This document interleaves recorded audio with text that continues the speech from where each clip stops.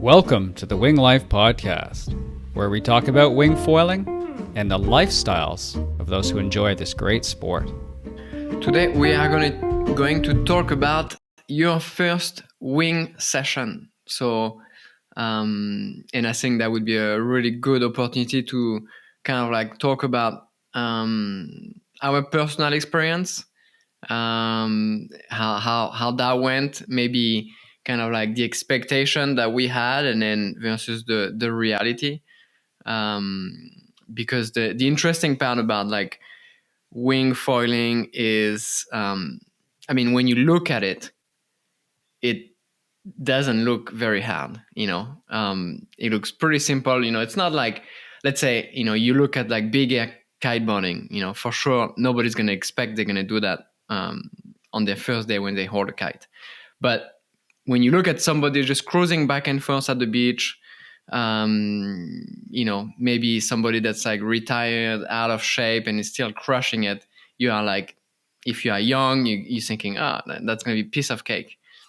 And you show up, and then you kind of like get a piece of humble pie. Very true. Very true. So like out of all of us, who started winging first, the earliest? And I was just going to start it with like, I don't know if when I started that I would name it as my first session, because first session was like 3 months of brutal one session put together, trying to learn, not knowing anything.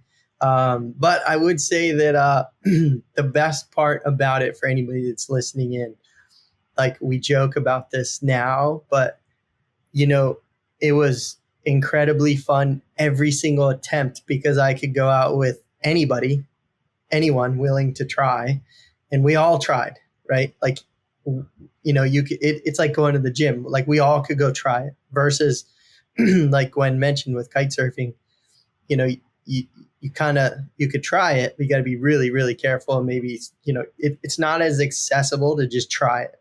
And so, whether it was blowing 30 or 50 or whatever, we tried everything.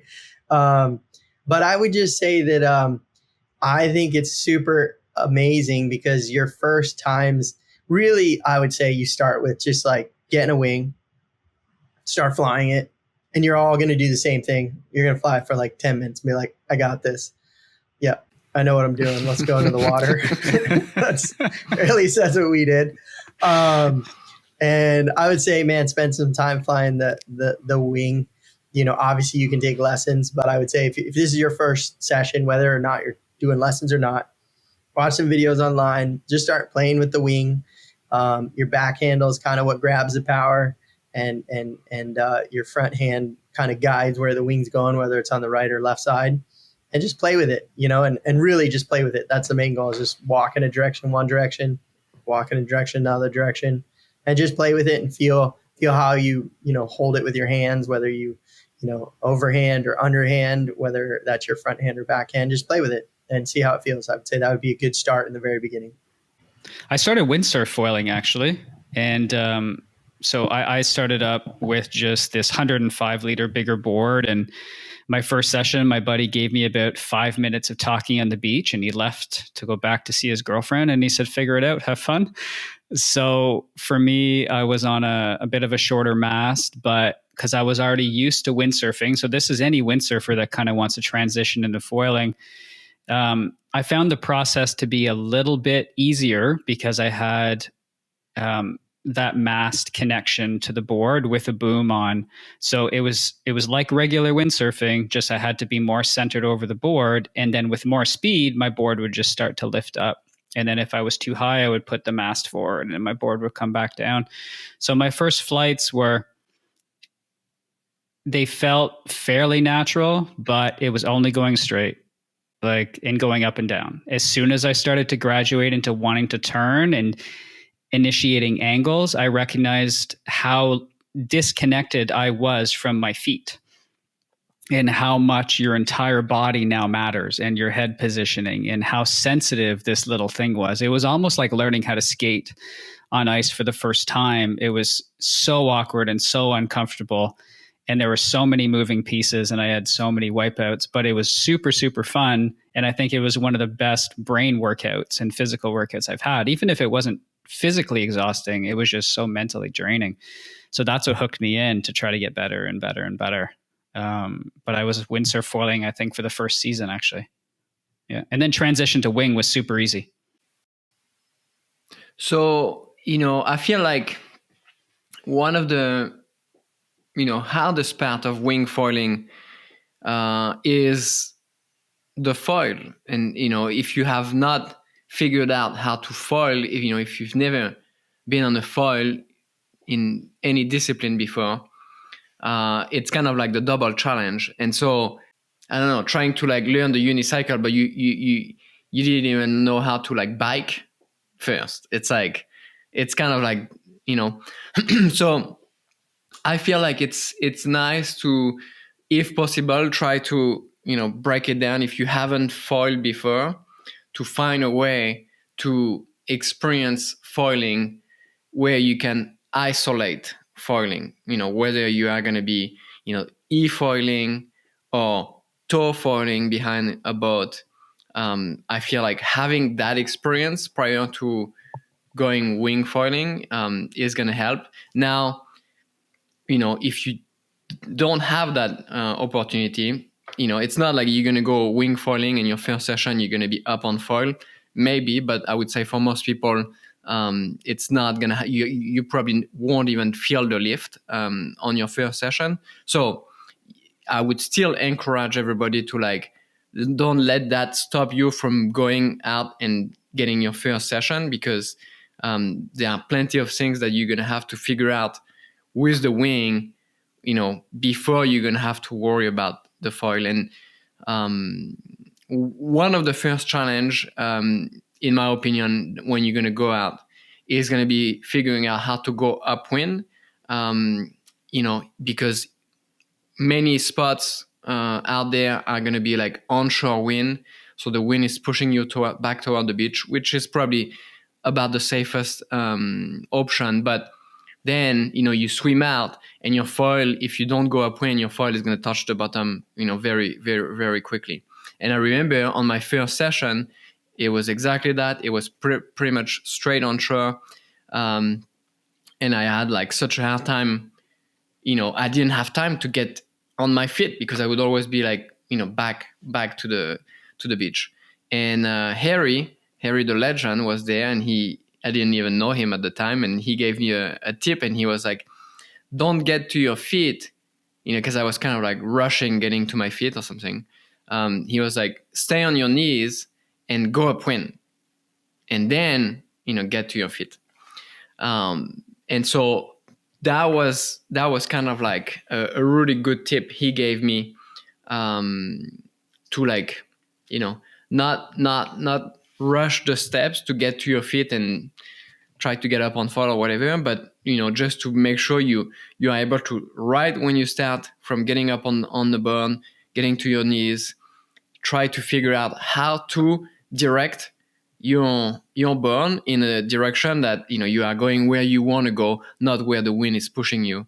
And I feel like that would be a good first step, because you build a bit more like confidence about like, okay, I'm able to go where I want to go, rather than like ending up wherever the wind is pushing me.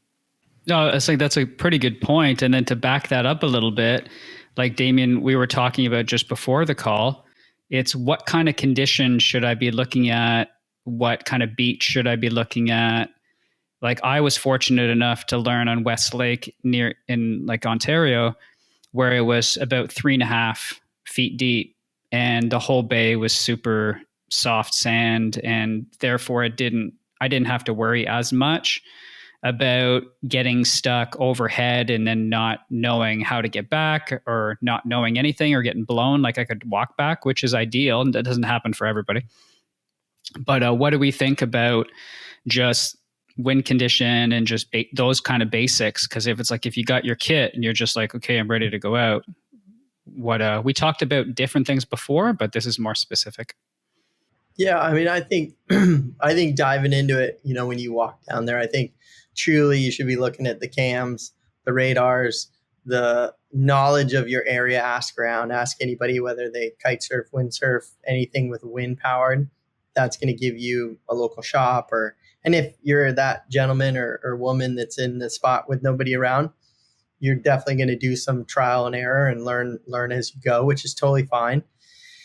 But I would say I think Zane Schweitzer had it the best in an interview we did a long time ago. But like, just show up at the beach and do a kind of an assessment and look, all the way up and down the beach, the lake, the intercoastal, wherever you're at, and look at like, okay, if the wind's on shore, I'm going to have to get away from the shore to be able to try to do this. If the wind's side shore, I'm going to go usually with the wind when you're learning. So you're going to end up going with it. So if it's side shore, like what's downwind of me? What am I going to run into? What are where's my out? So I want to go to here and then get out. How do I get out with the wing? So like, I was just going to tap off of kind of what Gwen was saying about, your first steps is like maybe just winging on your knees and going upwind.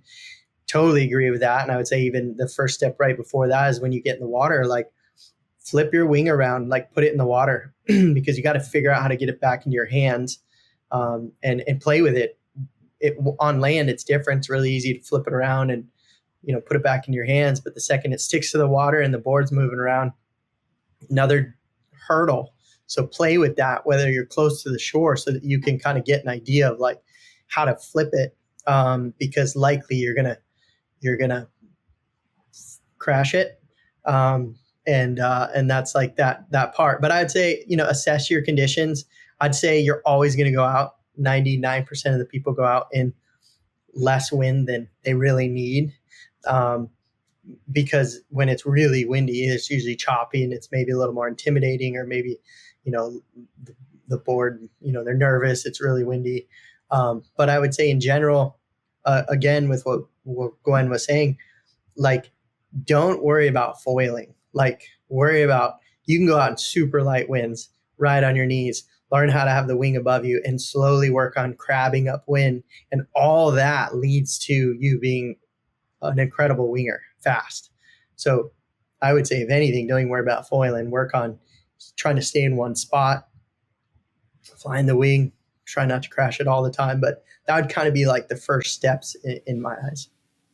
Yeah, that's a really good point, Damien, because even entering into windsurfing, it was like 8 knots or something for myself. And it was just learning the very, very basics in a very, very safe area. Try not to go out in waves, try not to go out where there's exposed like places where you could get in trouble. But even if it's just enough to hold your wing up, and then you start taxiing, I guess. You start taxiing upwind, downwind, what does what does this? And then you can then figure out your next steps. But Gwen, take it from there. Yeah. Well, I feel like also it's important to like not kind of like rush through the steps.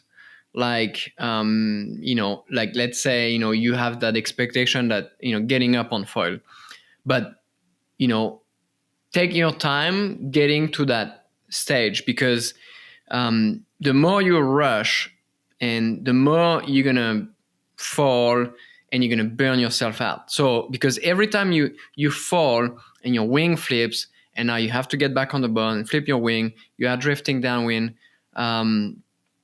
It's like it's taking energy out of you, and it's making you drift downwind, and now you are maybe like gonna have to walk back. So not rushing through the steps, meaning I'm sitting on my board, I get to my feet, to my knees, I get one foot up, I'm on my feet. Not like go. I remember for me, I was like, I thought you had to get to your feet as quickly as possible. And so I fell like a million times. And sure, it's part of the learning process, but looking back, if you take your time, you don't get as tired as quickly, because all of that is like just very taxing. So I would say, not rush through the steps. And if the steps would be, I get on the burn, I get to my knees, I'm pointing upwind, I'm putting one front foot up, still pointing upwind, back foot up, still pointing upwind, cruising upwind. I would say that would be the process until you can maybe consider getting up on foil if you have enough wind or whatever.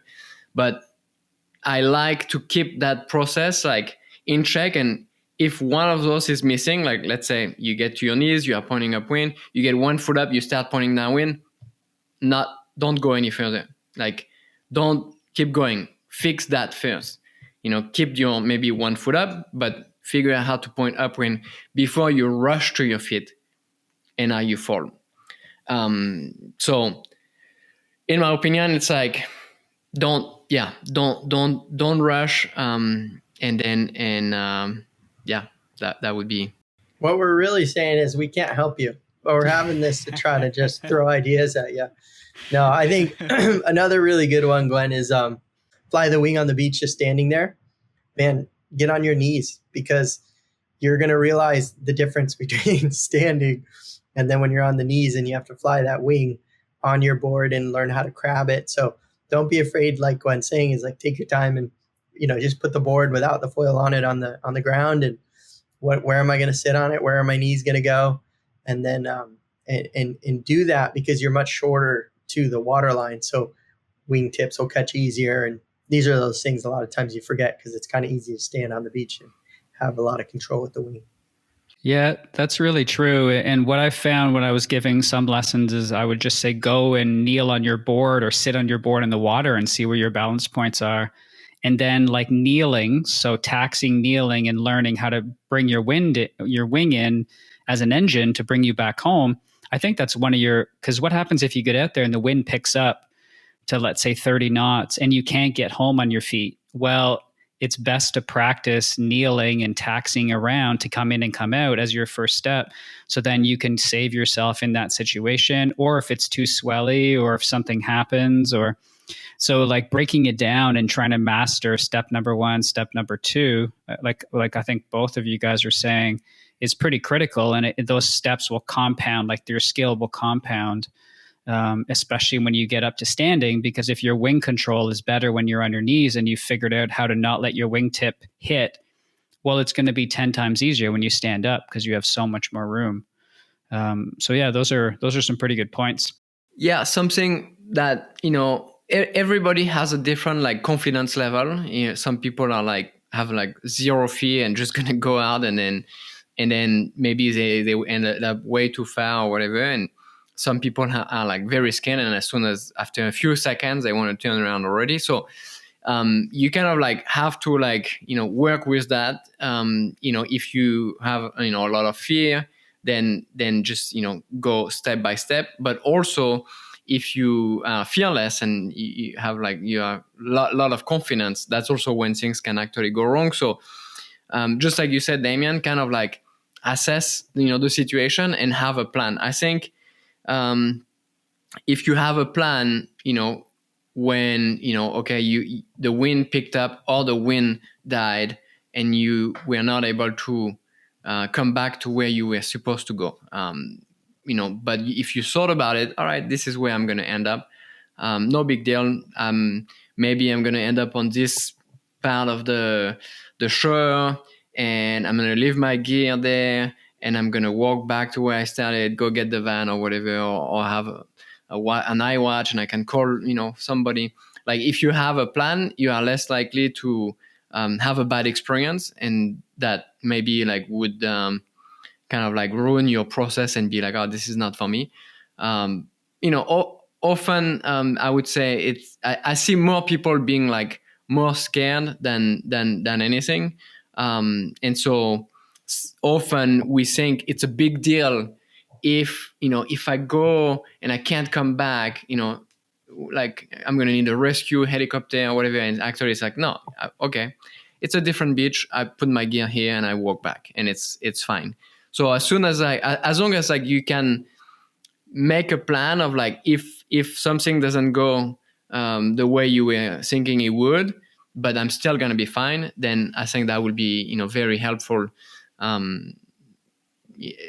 that would be something that I see quite a bit. And the only thing I would add to all that is, when you're first trying this from experience, I would say that I see a lot, and I would say it's a normal, common thing. And that is, if let's just say I keep going to this beach every day and I'm trying, conditions are similar, I'm usually always trying one direction out to try to get going, right? And that may or may not be, everybody has a good direction or a confident or a dominant direction. So know that if that third day comes and I'm like jamming or I'm feeling it, know that be careful on how far you go out, because you may be swimming back, because that other direction may just become super different. So, try to do both directions if you can, as much as you can is pretty much what I would say, which is hard sometimes, but really try to, do both, and, motor muscles will learn both directions. And I'd say that's a helpful little tip for when you're trying.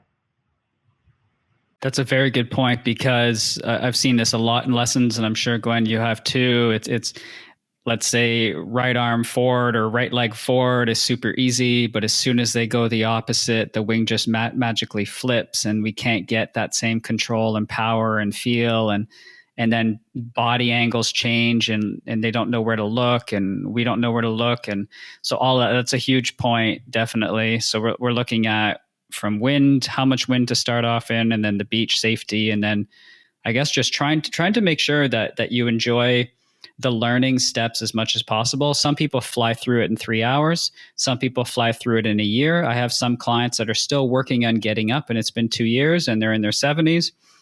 And they absolutely love taxiing around. They said this year we mastered taxiing on our feet upwind, and that was huge for them.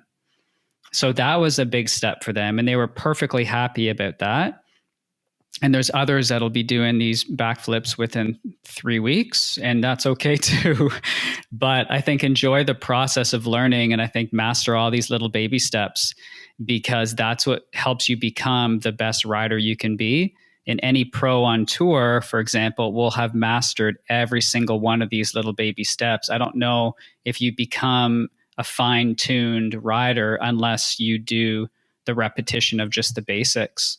And I think that's, so you don't necessarily need, like, if you're going to go off and just do it on your own, then break down your skills. And this is how I do it in my mind, is I'll break down the things that I need to accomplish in order to do X skill. And I just break it down into 15 steps. So you can take some of the knowledge you get from this episode, write it down, here's some of the highlights, and then just break it down and just send us a DM on Instagram or something and let us know. Said, hey, what do you think of these steps? And where am I at for that? Or send us a video. Because engaging yourself in that learning process for yourself helps you fall in love with it even more, right? So, but yeah. Yeah, I feel like, I like not everybody has a different journey, and so you can't really compare. So in terms of like expectation, to me, I like to say that after your first session, you should celebrate that you did your first session, not that you achieve a certain step of the process. Like I would say, I went out and I did my first session. I'm stoked. It's part of my process. And then next time you go out, celebrate, I went out twice, and maybe the conditions were a bit different, and now I'm gaining more experience. More than sometimes if you have steps that you decided yourself, that would be, going upwind, going up on foil, driving, and then you spend between steps, you feel like it's taking you so long, and sometimes it just you get a bit depressed about that. But really, what matters is not that you got step 1, step 2, step 3. Is that you put in the time, and now you are one step closer to your next goal. And because in truly, I think time on the water is what you need the most.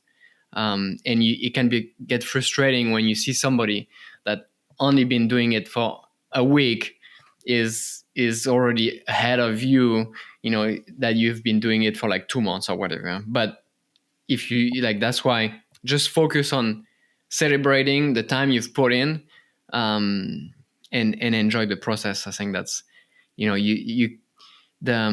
the process is what you have, and the result, it will come, but the process is you have to enjoy the process. Yeah, I think you guys are both spot on. I mean, look, it's enjoy the learning. That's all it is. It's just a learning, and you're going to be new at it. You're going to be learning something new, so enjoy it. And I'd even say one step more is, for some of those, it may be you should pat yourself on the back that you even went out to even do it. Like, not even the lesson itself. Even if you showed up at the beach to learn how or what this is, or to watch it, that's your first step. That's huge. Like, sometimes it's hard to just get up off the couch. So, little baby, I guess, accomplishments as you go. But I think it's spot on not to say, hey, I'm going to be going up and I'll be foiling today. I'll be this, that. And now you just get bummed, because if it doesn't happen, you're bummed. So, but yeah, I think you're going to love every bit about it. The whole struggle, the whole learning process, enjoy being the beginner again. That's true. That's true. All right, guys, that sounds pretty good for your basic overview of our first lesson. Next one, everybody, we're going to go into wing handling basics. So make sure to catch us for the next one. So we'll see you then.